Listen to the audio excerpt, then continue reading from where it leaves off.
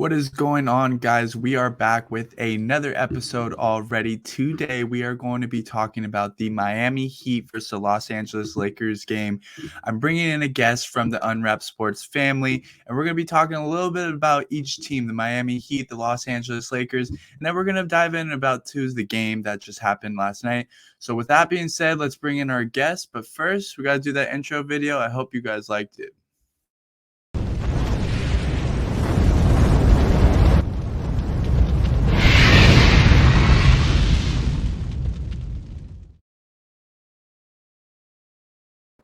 And we are here, Brandon, the Miami Heat fan in the Unwrapped Sports family chat.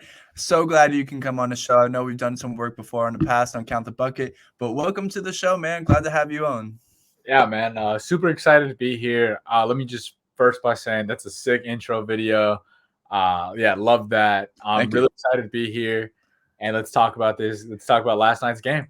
Thank you, man. I appreciate it. Been working with graphic designers for a while to get that done. I hope all of you that are watching like the video as well. We are constantly and always improving so that you guys can enjoy the show. With that being said, press the subscribe button down below if you're watching the full video. You do not want to miss out on these videos. We're always talking about sports, always talking about what's going on. So stay informed and press that subscribe button. So let's get into it, Brandon. Let's first talk about the Miami Heat, who have been on a tear this season. They have made some big moves in the offseason with signing Kyle Lowry. You got PJ Tucker. You got Bam back. You got Jimmy back. They're healthy. Tyler Hero is playing absolutely amazing. A lot of people, like you said, oh, Tyler Hero, big apology. I myself owe the Bubble Boy a big apology myself. But you are a diehard Miami Heat fan. So from your perspective, how are you seeing things going this season? Because to me, it looks pretty good. As of right now, I think we're 11 games in. We're playing the Clippers. It's halftime. Miami's up 2. I'm excited for this season. We've shown glimpses that not only are we capable of scoring 115 plus, but we're capable of suffocating teams and holding them to under 100, which in today's NBA is extremely rare. Like you said, Tyler Hero's taking that leap, looking like, I know only small sample size in this season, but looking like the sixth man of the year currently. Kyle Lowry, huge addition. Our three out of our 4 losses have come when Kyle Lowry wasn't playing due to a sprained ankle. Last night didn't get Jimmy for the full game because of a sprained ankle. And Bam looks like he's finally being aggressive, like what we've all been waiting for the past couple years. And let's not forget that probably by the All-Star break, we're going to get Victor Oladipo back, and that bench is going to be deep. My biggest concern right now, Duncan Robinson has not been shooting the ball well. He shot 3 for 13 from 3 last night. Brutal. And if we're going to make a deep run in the playoffs and get back to the finals, we need him to start hitting some shots. Yeah, absolutely. Good thing you guys have Tyler Hero balling out right now to take away from that, poor shooting, you could say, from Duncan Robinson. But it is the beginning of the season. What I want to talk about with the Miami Heat is primarily the defense, because when we think about the Miami Heat, we think about the culture, right? They are all dogs, right? We can call them dogs. They play hard on defense. They kind of have a small ball lineup, right? So they're very interchangeable between the positions, right? Last night when we saw in the game, which we'll dive into a little bit more later, but we saw PJ Tucker and Bam always switching off between Russ and AD and was locking them up both ways. So let's talk about the defense, because that's what I think has been making the Miami Heat so elite recently. Have you seen the defense improve from last year to this year?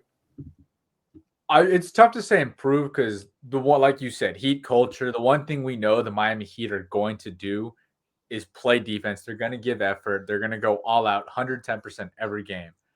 And it's 1 through 5. Like you said, the addition of PJ Tucker is huge. He's able to switch 1 through 5. We're lucky enough to have Bam Adebayo, who can switch 1 through 5 as well. One of the most elite defenders in the league. My pick for Defensive Player of the Year this year. And he can go out and guard Russell Westbrook, but also he can guard Anthony Davis. He's not afraid to step out. He can guard the perimeter, guard inside. And same thing with Kyle Lowry we're not going to say he can guard Anthony Davis, but he was in the post them. He's He's not going to let you take advantage of him. He doesn't care how big you are or how small he is. He doesn't back down. And then we also have Jimmy out there, one of the best two-way defenders in the or two-way players in the league, averaging just over 2 steals per game, which is a career high for him. Yeah, the only tough part right now is kind of hiding Duncan Robinson, which we've done a good job of doing so far. Hero off the bench has done a great job of improving his defense.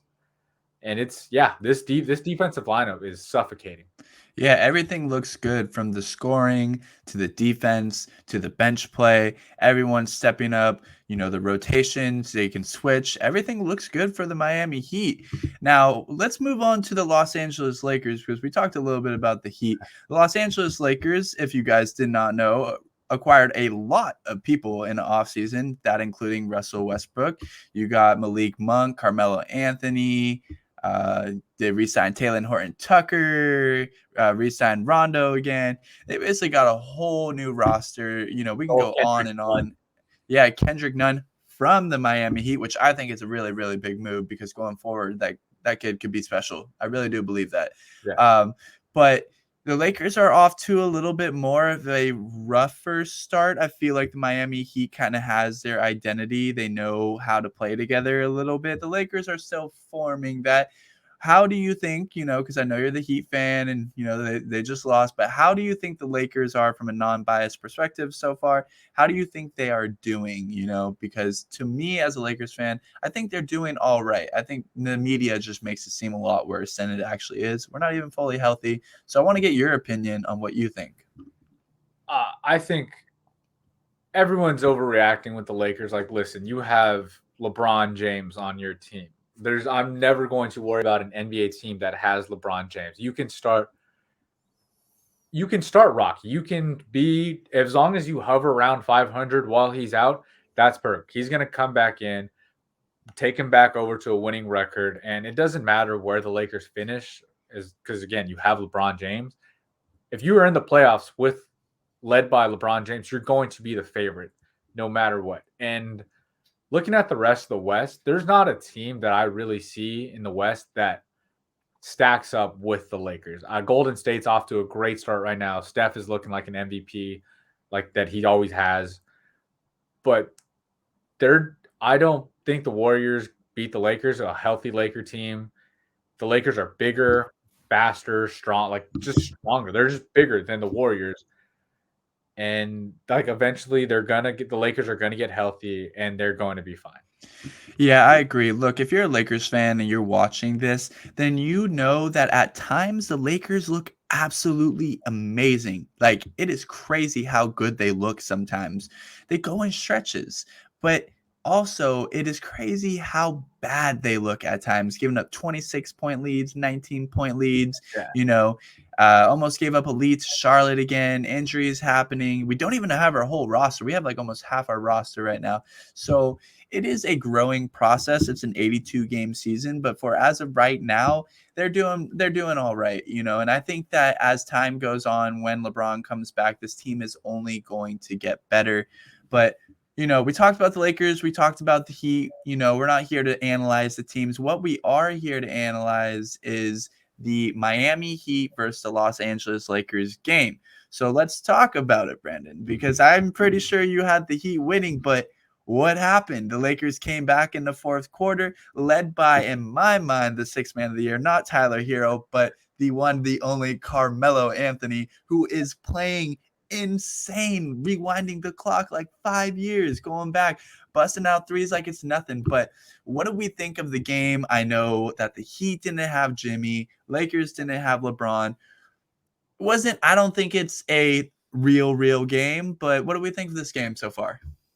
I want to start off by saying I think that if every game Malik Monk played was against the Miami Heat, the guy would arguably he would surpass Michael Jordan or LeBron as the greatest player of all time. Like, this goes back to what he did in Charlotte. When he sees a Heat, the writing that says Heat on the jersey, he sees red and everything he touches is going in. It's like throwing a rock in the ocean. That's my first thought. And it's like, I'm tired of it. I've been dealing with this for X years. Like, it's ridiculous. But to back to what you said, Carmelo, it's crazy. Like he's turning back the hands of time. He's beating Father Time. Everyone thought he was washed. They That's thought Carmelo couldn't play ball. Yeah, it's a shame that this man wasn't on a roster for however long, was it 1 or 2 years ago.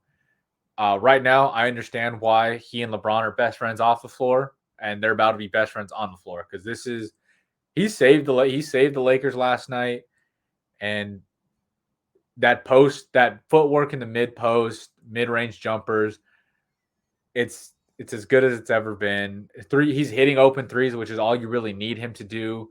He's a great veteran presence out there. And yeah, without them, Miami would have won. So my question to you is, what contributed to either the Lakers win or the Heat loss? What do you think? Either or. Obviously, we could say Melo, Monk, Ellington, they all went off, right? They don't usually have games like that. I guess we could say that, right? But, maybe they are starting to come around, feel a little bit more comfortable. But what from the Miami side? Because, we know that they all went off from the Lakers side, but what from the Miami side happened in the game for them to slip away from that lead? What started happening? Was it the defense? Was it the offense? Because towards crunch time, Tyler Hero missed a couple of wide open shots, and I was like, oh my God, the ending to the game was absolutely insane. I don't know how the Miami Heat did not win that game, to be honest. Yeah, you have to give credit where it's due. The Lakers won that game.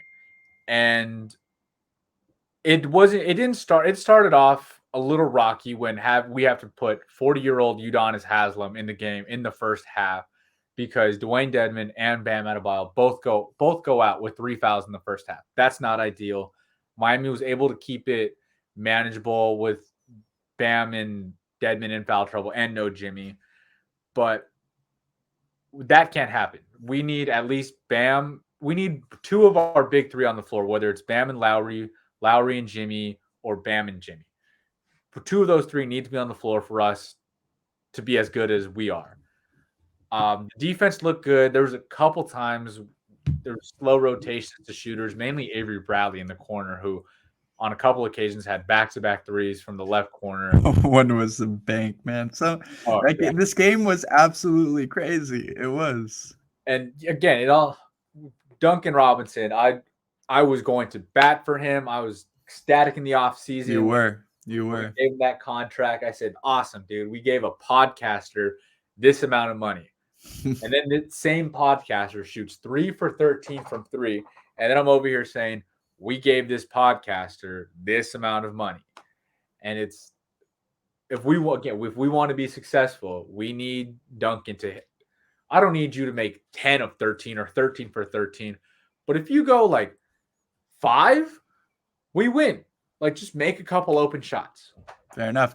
I will also have to say the free throw percentage for the Miami Heat, I feel like also contributed to the loss. Don't get me wrong. I feel like the Miami Heat had multiple chances to win this game because the Lakers, I don't know what it is, but they just don't know how to close games yet. With a turnover, a 5-second call, missed free throws, they were just asking the Heat to win it. So I know you said the shooting, Duncan Robinson, maybe he won't go 3 for 13 every single night. The defense slipped up a little bit times, but I think also free throws will be the last key component into the L for the Miami Heat versus the Los Angeles Lakers.